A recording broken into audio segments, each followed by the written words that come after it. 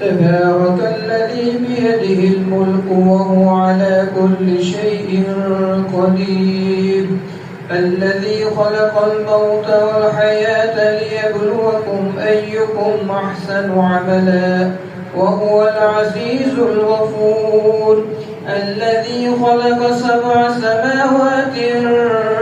طباقا ما ترى في خلق الرحمن من تفاوت فارجع البصر هل ترى من فتور ثم ارجع البصر مرتين ينقلب إليك البصر خاسئا وهو حسير ولقد زينا السماء الدنيا بمصابيح وجعلناها رجوما للشياطين وأعتدنا لهم عذاب السعير وللذين كفروا بربهم عذاب جهنم وبئس المصير إذا ألقوا فيها سمعوا لها شهيقا وهي تفور تكاد تميز من الغيظ كلما ألقي فيها فوج سألهم خزنتها ألم يأتكم نذير قالوا بلى قد جاءنا نذير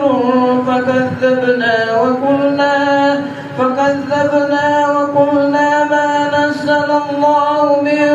شيء إن أنتم إلا في ضلال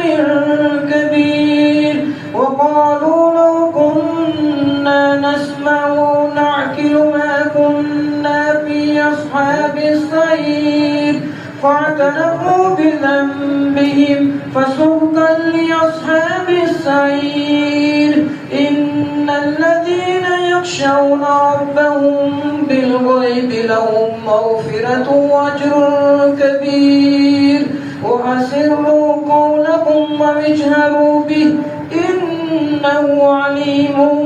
بذات الصدور ألا يعلم من خلق وهو اللطيف الخبير